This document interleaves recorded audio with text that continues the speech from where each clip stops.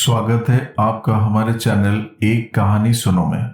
अगर आपको हमारे भारत के संस्कृति और पौराणिक कथाएं अच्छी लगती है तो कृपया हमारे चैनल को सपोर्ट करें, लाइक, शेयर और सब्सक्राइब करें।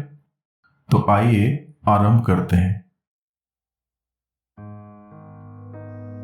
मनुष्य के सब दुखों का मूल कारण है मोह। जिस दिन मनुष्य मोह त्याग देगा उस दिन उसके जीवन से सारे दुख दूर हो जाएंगे। लालच करने वालों को लक्ष्मी जी का आशीर्वाद प्राप्त नहीं होता है। धन का लोभ करने वाला व्यक्ति सदैव परेशान और तनाव से घिरा रहता है। कहते हैं कि लक्ष्मी जी का आशीर्वाद प्राप्त करना है तो लोभ से दूर रहें। साथियों, एक छोटी सी कहानी है। एक समय की बात है, एक गांव में आत्माराम नाम का एक आदमी रहता था। उसने अपने जीवन भर पाई पाई इकट्ठा करके एक बंगले की तरह आलीशान मकान बनाया। इस मकान पर आत्माराम को बहुत ज्यादा मोह था, बहुत ज्यादा लोभ भी था। वो मकान की जी जान से देखभाल करता था। छोटी मोटी समस्या आए तो उसका तुरंत समाधान करता था। कई बार लोगों ने उसे इस मकान को बेचने की सलाह दी थी। बहुत लोगों ने तो उसे बहुत अच्छी कीमत पर उस मकान को मांगा भी था। आत्माराम का खुद का बेटा भी अच्छी कीमत मिलने से उस मकान को बेचने के लिए तैयार भी था, लेकिन वो कभी भी उस मकान को छोड़ने के लिए तैयार नहीं था। उसे जीवन में किसी भी और वस्तु से ज्यादा इस मकान पर गर्व था, अभिमान था। एक दिन आत्माराम बाजार गया हुआ था। जब वो बाजार से वापस आया तो उसने देखा कि उसके मकान के सामने बहुत बड़ी भीड़ जमा थी। वो दौड़ते हुए आया तो उसे बहुत बड़ा सदमा लगा, क्योंकि उसके मकान में आग लग चुकी थी। जो मकान उसे अपने जान से ज्यादा प्यारा था, लोभ, मोह और अभिमान से भरा मकान को ऐसे आग में जलते हुए देखकर वो अधमरा सा हो गया। उसे समझ में नहीं आ रहा था कि वो क्या करे। रो रो के उसका बड़ा बुरा हाल हो रहा था। उसने सोचा कि अगर उसका मकान नहीं रहेगा तो वो भी नहीं रहेगा।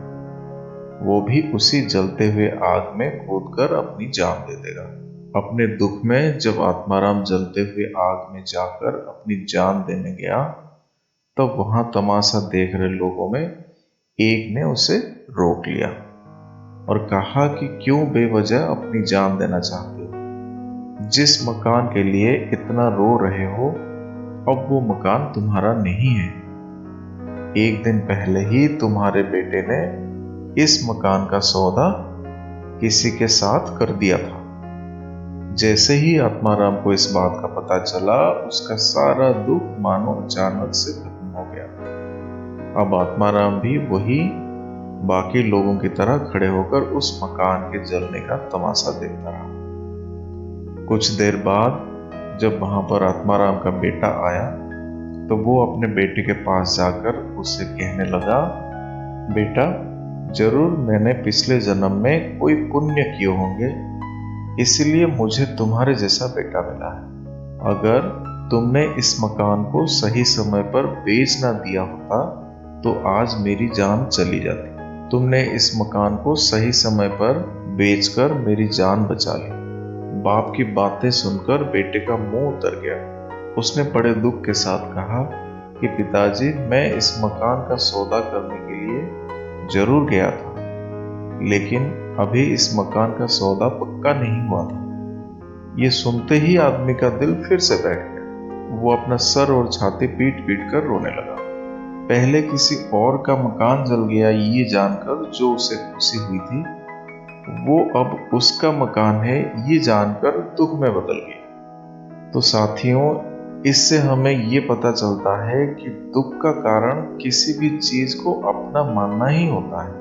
जब कोई चीज अपनी है और वो हमसे छीन जाती है तो हमें बहुत दुख होता है, बहुत तकलीफ होती है। लेकिन अगर वही चीज किसी और की हो और उसके साथ कुछ भी हो जाए तो हमें कोई तकलीफ नहीं, कोई दुख नहीं होता। साथियों, गीता में भी यही लिखा है कि किसी भी वस्तु को अपना मानना ही दुख का सबसे बड़ा कारण है। इसीलिए किसी भी वस्तु के साथ ज्यादा लगाव या मोह नहीं रखना चाहिए।